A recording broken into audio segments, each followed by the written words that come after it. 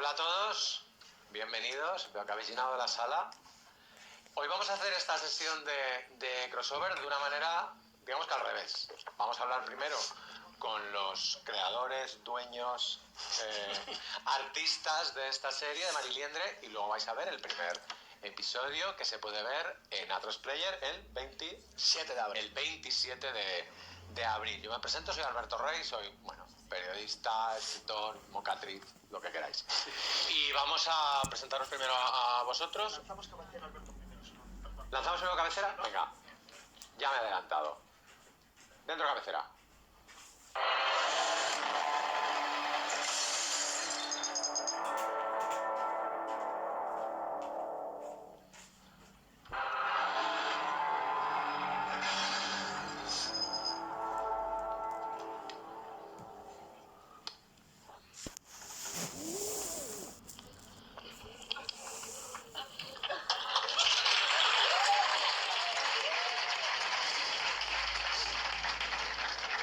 La verdad es que la imagen de la serie es preciosa. Bueno, vamos a presentar a toda esta gente que está hoy aquí conmigo. Martín Urrutia, protagonista de la serie. Uno de los protagonistas. Diego del Pozo, Atresplayer, el dueño de todo esto. Casi. Antes todo esto era campo. Javier Ferreiro, creador de Mariliendre. Y Dana Paola y Omar Ayuso. Qué buen chiste. Coprotagonista o con... Bueno, antes me decía Omar, ¿has visto el episodio 3? Porque el episodio 3 es el mío. Y es que cuando veáis Mariliendre veréis que la estructura que tiene la serie es, Javier, muy de serie, pero muy también un poco de... Tienes que verla toda. Que no Sí. Todas dicen lo mismo. Eso es, claro, cada episodio sí que está todo el mundo en todos los episodios, todos los personajes, pero sí que hay cada episodio se centra un poquito más en cada personaje. ¿Cuál es tu episodio, Martín? El mío es un poco el 4. Sí, El 4 es el más, el de Jere. Sí. El 4, pero... El 4. Y el 1. Y el 1. El 1 es un poco la presentación de Mary y Jere, ¿no? Pero el 4. ¿Cuál es la gracia del 4? Ya, yo estoy como... Cuando no estoy dentro del chiste me irrito profundamente. Bueno, el 4. Javier, cuéntanos cómo nace Mariliendre, porque yo hablé contigo cuando la estabas escribiendo y era como un poco, es un musical, va de esto...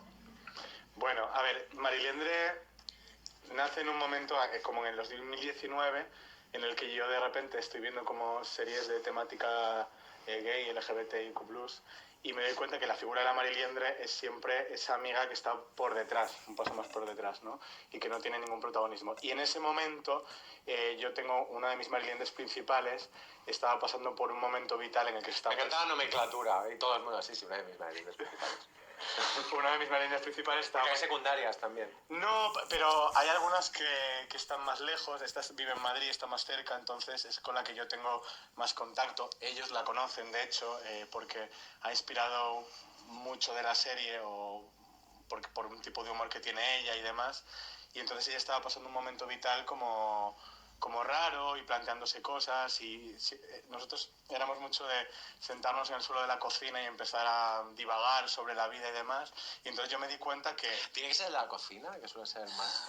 Sí, tiene que ser en la cocina porque era el sitio donde podía fumar ella, o sea, donde podía hacerse un cigarro ella, y además era un piso en el que ella vivía, en un piso lleno de gays, con un pasillo enorme lleno de cuartos. Entonces ella estaba en un cuarto que estaba al lado de la cocina y el resto de la casa estaba llena de otros cuartos donde estaba... Aquí hay un poco del cuarto al lado de la cocina, un poco de feminismo regu, ¿eh?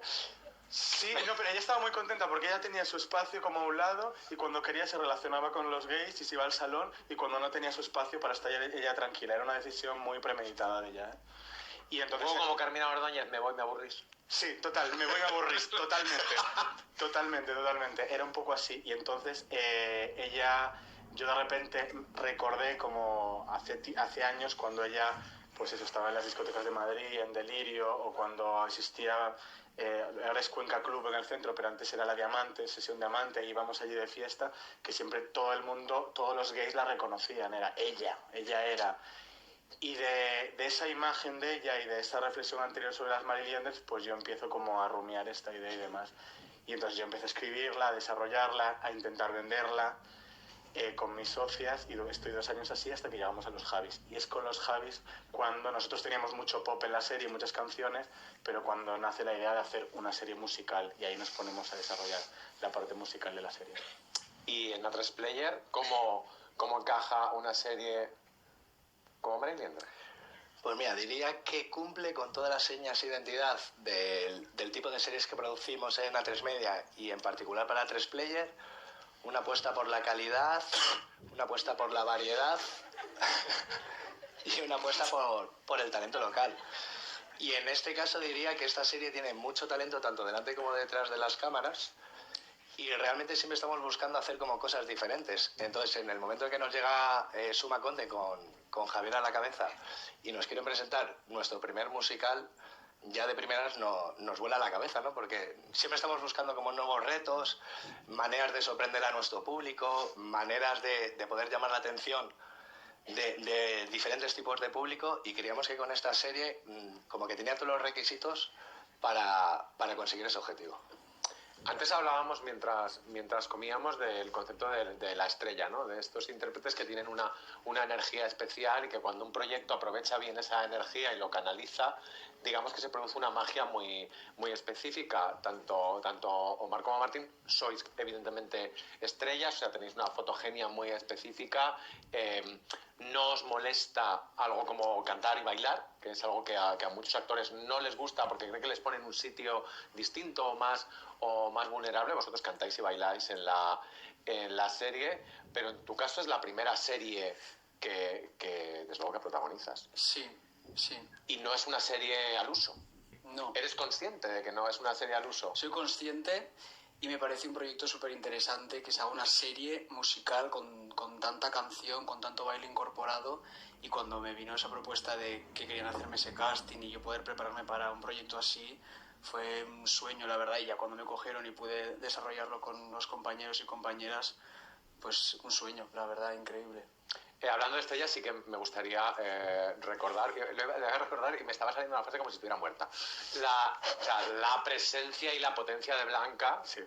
que es la Marilliendre del título, que además ella es responsable de un momento que veréis en el primer episodio, que es un momento muy artificioso y a la vez muy natural, que es que vais a ver a los mismos personajes en diferentes momentos de un rango, o sea, de un espacio de tiempo que está cercano a los 20 años. Sí. Son 20 años de tiempo, no hay apenas caracterización, perdón por el spoiler, y te diría apenas... A nivel de pelo... La reteñís y para adelante. Sí. Y ella tiene, con su energía de estrella, que venderte esa idea. Háblame un poco de Blanca, aprovechando que no está con nosotros. Pues es que yo siempre digo que yo a Blanca ya la conocía de haberla visto en otras series anteriores, que hacía un papel secundario en otra serie que a mí me había gustado mucho, y entonces... Que era Todas las veces que nos enamoramos. Todas las veces que nos enamoramos, que es una serie muy curiosa, porque en esa serie pasaban muchas cosas y había muchas estrellas, pero había dos un poco al fondo a la derecha, que eran Carlos González y Blanca, que de repente todos dijimos, ¿y estas dos estrellas quiénes son? Pues yo dije lo mismo desde mi casa, y entonces yo me quedé con esa imagen en la cabeza. Perdón, es que no sé qué le pasa a mi micro. No pasa nada. Estamos entre amigas, no pasa nada. Entonces la llamamos para el casting, y sí que es cierto que Blanca no canta tan bien como lo que estábamos buscando, quizás, pero sí que... Bueno, has dicho literalmente lo que quería. Queríamos decir Blanca no canta tan bien como que quisiéramos.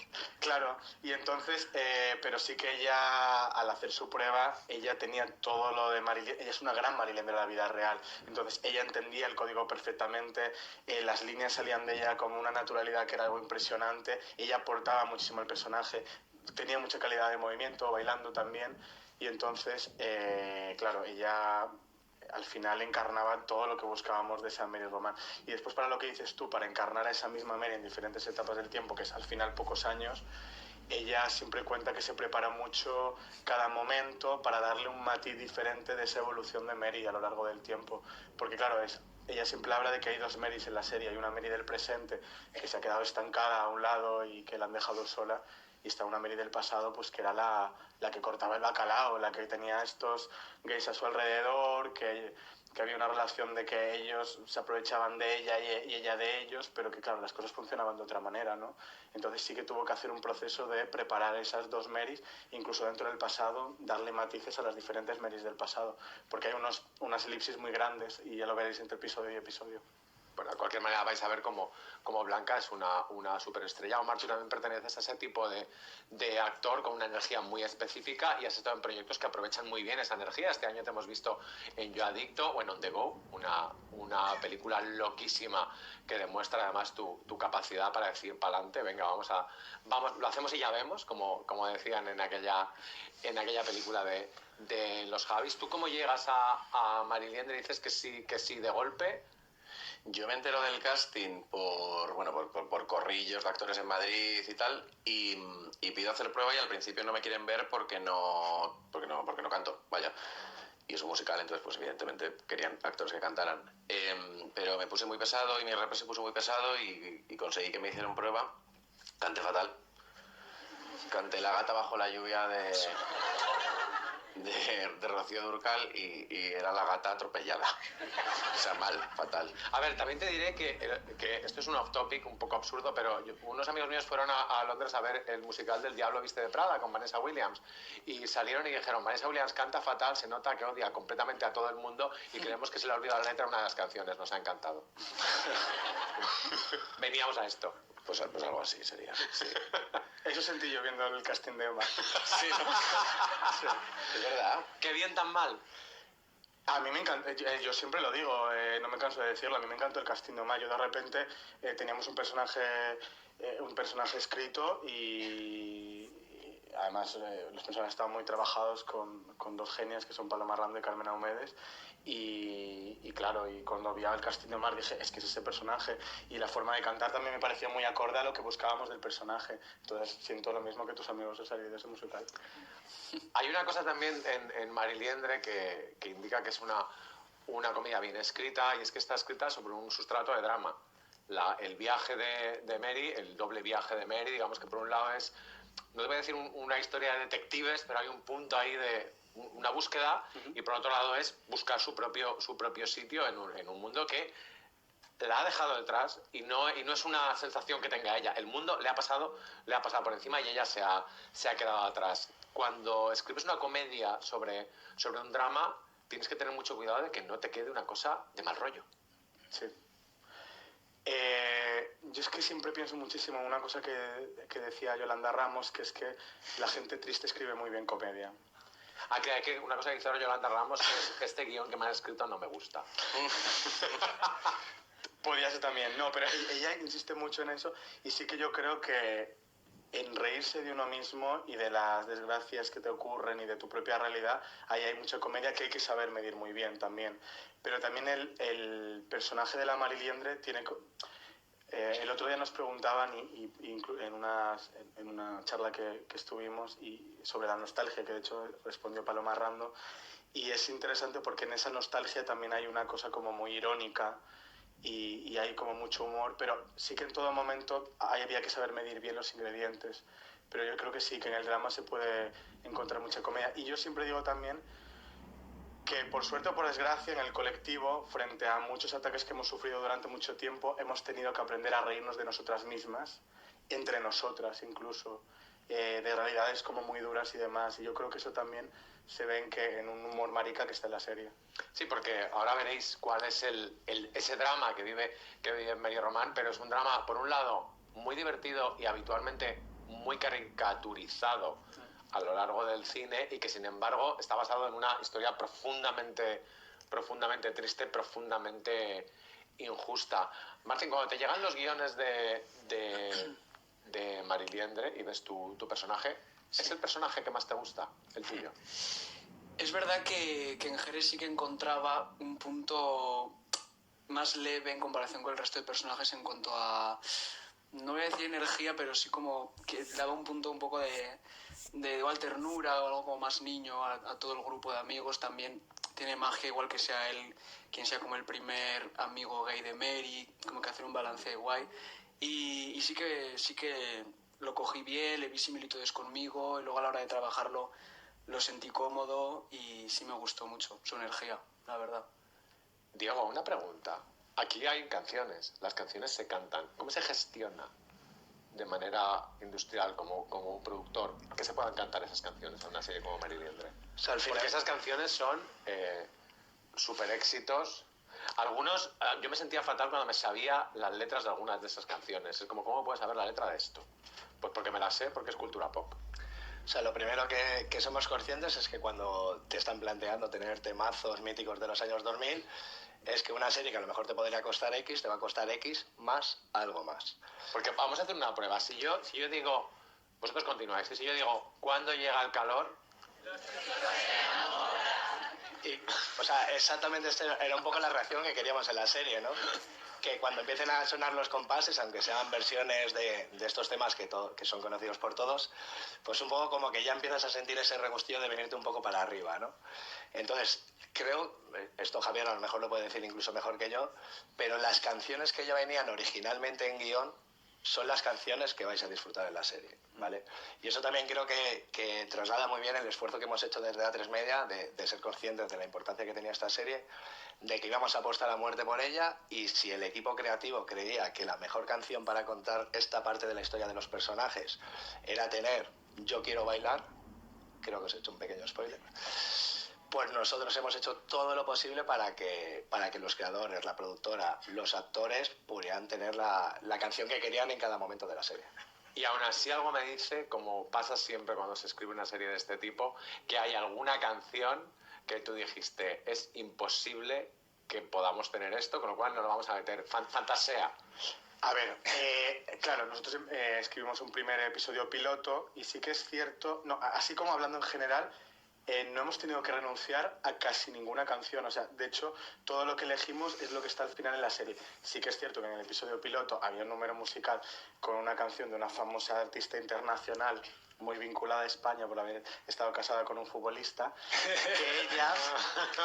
que ella es cara, y entonces en ese momento alguien viene y me dijo, no, cariño, canciones de ella no metas porque no las vas a poder tener en la serie.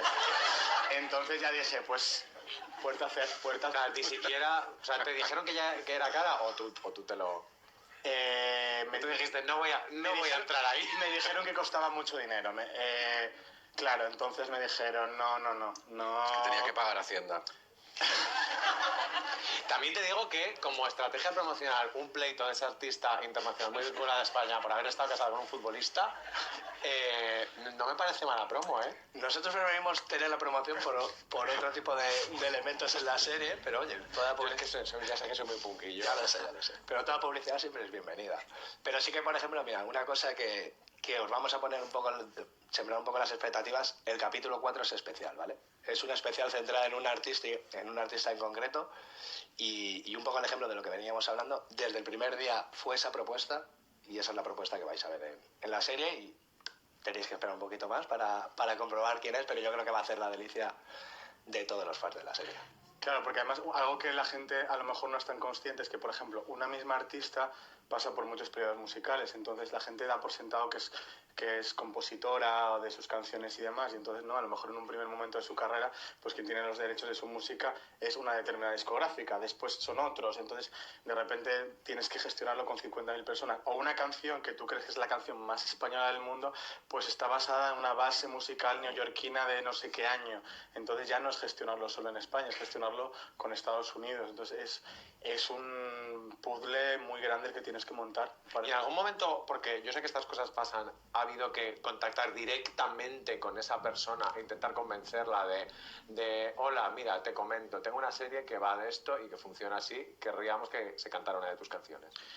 Yo de contacto directo no sé, sí que es cierto que digamos que nuestra abogada musical, Carmen Trevías, que es quien gestionaba un poco todo el tema, ella sí que contactaba managers y demás, y esos managers hablaban con las artistas. Y sé que hay mucha gente que está muy expectante por ver la serie, que tiene muchas ganas de verlo.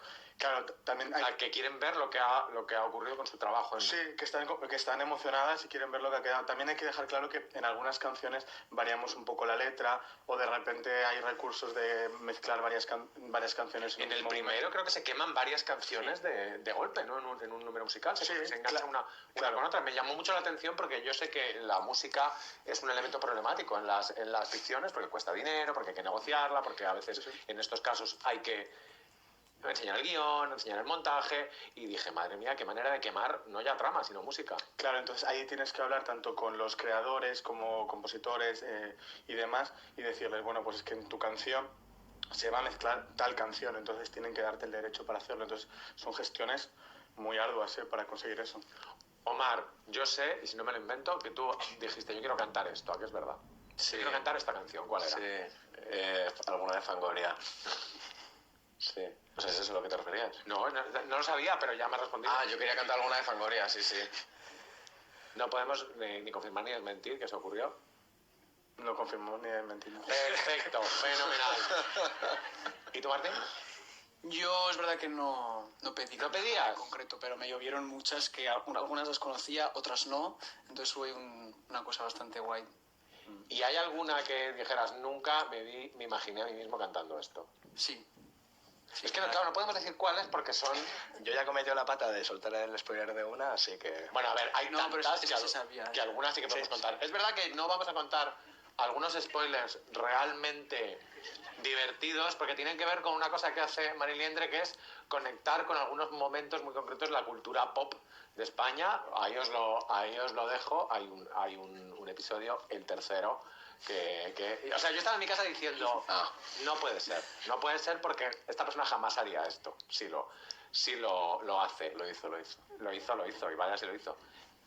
Ese tipo de propuestas a veces son entendidas bien por parte de los homenajeados de alguna manera, incluso de la cadena, y a veces hay que venderlas con más cuidado.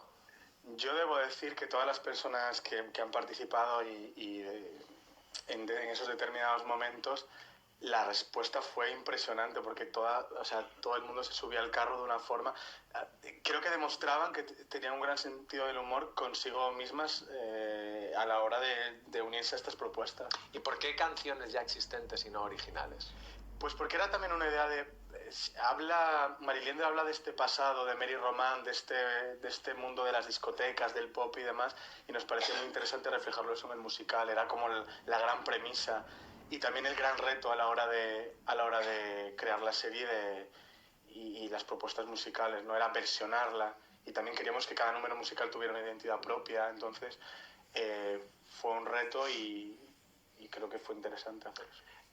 Omar, el musical tiene una cosa, te lo voy a preguntar a ti, Martín, pero el musical tiene una cosa como género muy específica, y es que puede pasar de un momento muy realista, incluso muy crudo, a la fantasía absoluta de que la gente se pone a cantar y a bailar. ¿Tú habías hecho alguna vez esto en pantalla? No. ¿Y cómo es como actor? En ese momento estaba llorando hace 3 segundos y ahora estoy subido en una mesa bailando.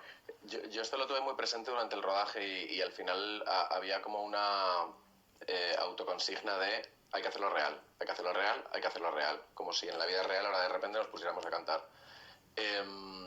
Y esto pasa también cuando haces una comedia, ¿no? Que inevitablemente como actor estás pensando en tengo que ser gracioso, tengo que ser gracioso. Si estás ahí, no eres gracioso. Tienes que hacerlo real y que lo real pues haga gracia.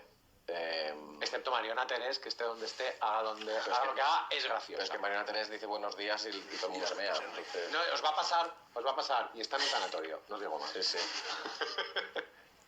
¿Cómo llevabas tú este tono, el del musical? Pues la verdad es que creo que hay un trabajo muy bueno y muy especial, lo decíamos mucho, sobre todo tú, Javi, de que las canciones hacen mucho evolucionar la trama y están muy hiladas con las escenas y los diálogos que están pasando. Entonces, es verdad que era fácil, desde la escena y la emoción que tenías en el momento, llevarla a lo corporal y a la coreografía que habías aprendido. El trabajo yo creo que estaba ahí como en no hacer como un clic y venga a bailar, sino desde el momento de tensión o de risa o de buen rollo, integrarlo con la música y el baile. Y ese ha sido... Que hay que volver también un poco a Blanca, porque Blanca hace esa transición y es magia. De repente te das cuenta que lleva ya 10 segundos cantando. Sí. No, pero esto es muy interesante, Alberto, porque yo creo que cuando estás escribiendo, y además que Marilena es un proceso de aprendizaje de escritura, porque yo no había escrito un musical en mi vida, ¿no? En el sentido de que lo llevabas escrito, pero cuando llegamos a la puesta en escena fue decir, ostras, cómo en algunos momentos pasamos de estar teniendo una conversación en un bar a que de repente esta gente se ponga a cantar y bailar. Y con Blanca también fue un trabajo porque ella muchas veces estaba preocupada a nivel de intensidad, de cómo... ella insistía mucho, yo vengo de este punto, entonces tengo que entrar en la canción de esta forma. Entonces fue un trabajo muy minucioso eso que a la hora de hacer la puesta en escena sí que tuvimos muy en cuenta. ¿Cuál es la indicación más habitual que te da un director en una serie como Marilyn? ¿Más arriba, Omar, o más abajo, más abajo? No lo sé. Es que creo que no me he preguntado. No lo sé. Es que claro, ¿no? Depende. No sé decir... No lo sé. Es que estábamos todos muy arriba en algunas escenas, sobre todo las que tienen que ver con el pasado, el grupo de amigos, En algunas cuando somos jóvenes. metafórica y realmente en el capítulo 3. Estás muy arriba. No lo entiendo. Estáis muy puestos. ¡Ah! Claro, sí, claro, sí, toda la serie, sí.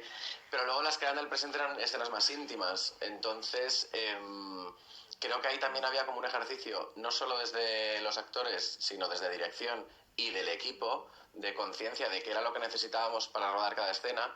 Entonces, cuando teníamos que rodar escenas, por ejemplo, las que hay en un bar, que en concreto que hay varias, se nos permitía estar en un lenguaje de broma, de la jaula de los loros, que lo llamábamos. El equipo lo sufría mucho, era bastante insoportable, pero es que venía muy bien para acción y estar ahí. Y luego escenas en las que el tono requería de una intimidad, pues se cuidaba para que la atmósfera del rodaje fuera distinta. Porque además hay una cosa en Mariliendre que es muy curiosa y que tiene mucho que ver con la imagen y los espacios donde se desarrolla. Y es que tiene un punto de ocurrir en sitios pequeños. Y entonces tienes que meter a mucha gente en un sitio muy pequeño y además tienen que ponerse a cantar y a bailar. ¿Esto el director se dimitió alguna vez? No dimitió, por suerte. Pero... ¿Estuvo a punto? No estuve a punto. La verdad es que yo... y no es por peloteo ni mucho menos, pero yo iba muy tranquilo al rodaje porque tenía a los intérpretes que tenía. O sea, yo, Martín o más, por supuesto, pero yo sabía que iba a rodar y estaba Blanca ahí. Y yo en Blanca tenía confianza absoluta, total. Y Blanca estuvo ahí, incluso es que hay un momento en el que, en un segundo episodio, que Mary Roman se ríe mucho de las enfermedades que ella tiene y demás, y es que Blanca de repente empezó a tener esas mismas enfermedades de las que habla Mary Roman en la vida real, la pobre, porque claro, era tal el cansancio que llevaba acumulado y demás, pero yo iba con la tranquilidad de tenerlos a ellos y de poder trabajar con ellos. Había espacios que eran muy pequeños y sobre todo, claro, veníamos de ensayar coreografías en salas de ensayo, en espacios muy grandes. De repente, claro, llegabas a un determinado bar con las 3 mesas del bar y es que ahí no se podía mover ni el tato. Yo en algunos momentos estaba pensando, madre mía, ¿cómo tiene que oler este decorado después de todo el día grabando? Bueno, claro, imagínate, porque sí que había espacios que eran grandes discotecas, pero otras eran espacios pequeños, ahí hay muchísimo equipo y demás, entonces sí que era un poco locura. Y no siempre tienes la oportunidad, porque las localizaciones funcionan como funcionan y puedes entrar a rodar un día, no tienes la oportunidad de ir a ensayar antes. Sí que tuvimos la suerte de poder ensayar algunos números musicales antes, en los sets que rodábamos, pero no siempre puedes tener eso. Y por ejemplo, no voy a desvelar el lugar ni nada, pero en el capítulo final hay un número musical que transcurre en, yo creo que es la coctelería más estrecha de todo Madrid. Entonces, que claro, yo el día que estaba filmando ahí dije, bueno, el día que yo tuve esta idea, iluminada estaba yo ese día. Porque claro, aquí es que la gente no podía ni pasar, porque era imposible. Sería muy bonito que dijeras, como Lady Gaga de Joker 2, esto no es un musical, es una historia en la que la gente cuando se queda sin palabras las expresa con la música. A ver, le vamos a dar un punto a esta mujer que dijo esa mamarrachada en el Festival de Venecia, porque le dijeron, de Joker 2 no se puede decir una cosa, que es un musical. Y ella diría, ¿qué es un musical? Digo, no se puede decir. No, esto sí que es un musical y además con orgullosos de que sea musical. Imagino que las canciones no se cantan en directo, se graban antes. algunas... Algunas sí y otras Sí, no. había algunas canciones que sí que se cantaron en directo. Y es verdad que en mi caso no hubo canciones que yo cantara en directo, si no recuerdo mal. Bueno, pero también tienes que decir, o sea, el trabajo que haces tú también mientras grabamos, ellos cantan sobre la maqueta. Claro, entonces, al eso final, es, porque vale, si no, la colocación, o sea, tú cuando colocas la voz también te da una expresión facial y Totalmente, demás. o sea, mientras sonaba la música y grabábamos el momento musical, todos cantábamos, porque al final, aunque esté sonando el playback y la voz, el cuerpo y la boca y la voz real que sale tiene que estar acorde, y si haces al final, como si cantas, se nota que no es así. Y luego es verdad que hay momentos concretos musicales que sí que era voz grabada en directo, y esto también es como algo muy especial, la verdad. Pero una vez que he hablado con actores que han protagonizado un musical, claro, te cuentan que el hecho de grabar las canciones antes les obliga a que luego, a la hora de grabar la escena, eso ya está en piedra. No, pero aquí Ya no se puede tocar. Aquí no. No, al revés. Aquí nos cuidaron mogollón y o sea, digamos que la metodología nos favoreció mucho porque grabamos primero unas maquetas con las que estudiábamos, ensayábamos e íbamos al rodaje. En el rodaje pasaban unas cosas que no prevés, de energías, de improvisaciones o de cambios de tono de repente, y en función de lo que quedaba al final en la escena grabada y montada se volvían a regrabar algunas partes si era necesario para adaptarlas al tono. Cuando en A3 Media visteis que había que utilizar esta forma de trabajo, no hubo ningún momento en que dijiste, ¿qué necesidad tenemos de una serie musical? No, igual desde el primer momento que cuando Javier nos contó la propuesta y decidimos que había que hacer un salto al vacío, claro, era la primera vez que nosotros leíamos, por decirlo así, unos guiones en los que los números musicales venían descritos. Fue un simple ejercicio de lo que hacemos siempre en A3 Player y en A3 Media, ¿no? Que es apostar por el talento, confiar en su visión y demostrarles que les vamos a dar la libertad creativa necesaria para que esa visión que ellos tienen la lleven a cabo. Y no, realmente es verdad que siempre decíamos lo mismo. Por ejemplo, cuando nos presentaban el casting, como que ya nos vinimos todos arriba, pero siempre quedaba una duda, que era, los guiones nos encantan, el casting nos encanta, pero nos falta ver cómo van a quedar esos números musicales. Es que hay una cosa muy interesante, y es que yo que leo muchos guiones, es que los guiones de musical son una cosa muy rara de leer. Sí. Porque algunos especifican muy bien y buscan incluso algunas estructuras en el texto, ¿no? Con diferentes colores, incluso a dos columnas, ¿no? A la izquierda está el hablado, como en una ópera, a la derecha está el recitado, a la derecha está lo cantado. De manera que es lo que tú dices, que cuesta mucho, o más que en un guión normal, ver cómo va a quedar esto en pantalla. Y además tiene una cosa que cuando tú estás cantando, claro, yo me montaba unos teatrillos en mi casa, en el salón, que aquello era impresionante, porque claro, tú al final, cada frase tienes que darle una imagen y al final tienes que ver bien en guión como qué acción meter en cada momento, lo que dices tú, a lo mejor diálogos en dos columnas. Tenemos ejemplos también, por ejemplo, de a veces canciones que se enfrentan una a otra, por ejemplo, las hermanas en Frozen, que una canta un tema y otra otro. Pues todas esas cosas, claro, tienes que estar como muy especificadas en guión y es difícil de imaginar. Por eso, una vez que empiezas a ensayar y tienes las versiones musicales y demás, hay que aterrizar muchas cosas y se reescribieron muchas separatas de guión de cara a enviarle después de nuevo al equipo para que entendieran mucho mejor cómo se iba a hacer el número musical. Porque ya vamos a terminar, pero hay una cosa que a mí me llama mucho la atención del género musical, sobre todo en televisión, y es que ha habido muchas series musicales en televisión, o bastantes, quizá la más conocida es Glee, pero lo que ha habido es muchísimos proyectos de series de televisión que o se han quedado en el piloto, es decir, ese episodio que solamente ven los ejecutivos televisivos y nadie más, y deciden si encargan más episodios o no, o que han conseguido emitir un par de episodios pero no más, porque es la típica serie que si ves un piloto la entiendes y si ves un guión no necesariamente. A vosotros ese riesgo, ese vamos a apostar por ella sin ver ni siquiera el piloto, ¿eres conscientes de él? Sí, pero nosotros, o sea, más allá del elemento musical, lo que nos encantó de la historia era la historia de Mary Román y sobre todo toda esa mezcla que tiene la serie a la hora de mezclar drama y comedia para hablar de muchísimos temas universales sobre la vida misma. Porque la serie, más allá de tener este componente lúdico de los musicales, habla de un montón de cosas que creo que os vais a sentir muy identificados, os vais a ver reflejados.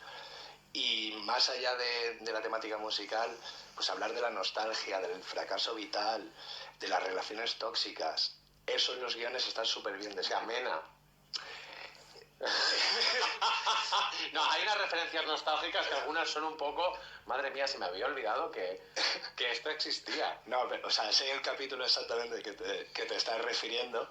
Y claro, una de las gracias también que tiene la serie es este humor también muy marca de la casa de Suma Content, de tener un montón de referencias culturales a Varias capas.